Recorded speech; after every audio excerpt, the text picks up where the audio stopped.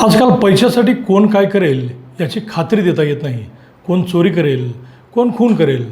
समाजामध्ये अशा अनेक घटना घडत आहेत की त्यामध्ये पैशासाठी अक्षरशः चोऱ्या, मारामाऱ्या, प्रसंगी खून केले जात आहेत. परंतु पैशासाठी चोरी करण्याचा प्रयत्न करत असताना चोरट्याने 83 वर्षीय आजींना अक्षरशः जाळून त्यांचा खून केल्याने प्रचंड मोठी खळबळ उडाली आहे. चोरी करताना चाकू, सुरा, प्रसंगी तलवार, लाकडी दांडकी अशी हत्यारं सर्रास वापरली जातात. परंतु ज्वलनशील पदार्थ बनवून पेटवून देऊन गुन्हे करण्याची पद्धत खूप दुर्मिळ आहे. त्यामुळे या घटनेमुळे वेगळे कारण असल्याचा संशय निर्माण झाला. परिसरात CCTV कॅमेरे नव्हते. रात्रीची वेळ असल्यामुळे गुन्हा उघडकीस आणण्याचे मोठे आव्हान पोलिसांसमोर होते. परंतु अखेर पोलिसांनी त्या चोरट्याला जेरबंद केले. तो चोरटा कोण होता आणि त्याने पैशासाठी कुणाचा खून केला हे आपण या व्हिडिओच्या माध्यमातून पाहूयात. नमस्कार, मी अभिजित आणि आपण पाहत आहात प्राईम एक्सपोज.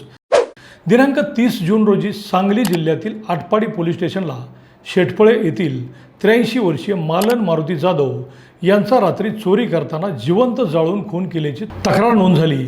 चोरी करताना अतिशय चक्रावणारी ही नवीन पद्धत पाहून पोलिस आश्चर्यचकित झाले.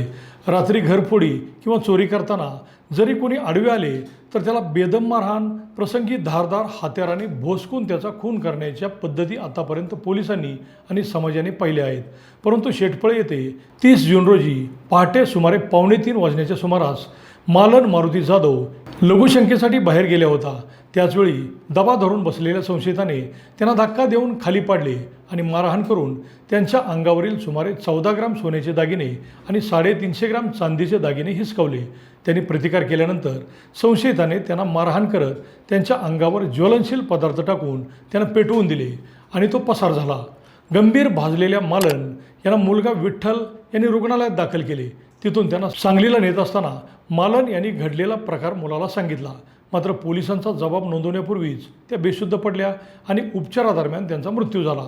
परंतु मुलाला सांगितलेल्या हकीकतीमुळे गुन्ह्याचा छडा लावण्यात पोलिसांना यश आले. स्थानिक गुन्हे अन्वेषण व स्थानिक पोलिसांनी अतिशय शिताफीने या प्रकरणी राजेश दिलीप गायकवाड याला गजाआड केले. सख्या नाथ जावयानेच मालमत्तेच्या वाटणीच्या वादातून मालन जाधव यांचा जबरी चोरी करण्याचा बनाव करत खून केल्याने मोठी खळबळ उडाली आहे. आजकाल कुणावर विश्वास ठेवायचा हा प्रश्न या घटनेमुळे प्रत्येकाला पडला आहे. समाजात वावरताना प्रत्येकाने अतिशय सावधपणे वावरावे असे या घटनेपासून आपणाला बोध घेता येतो. तुम्हाला याबद्दल काय वाटते ते कमेंटमध्ये लिहा व प्राईम एक्सपोज चॅनलला सबस्क्राईब करा. धन्यवाद.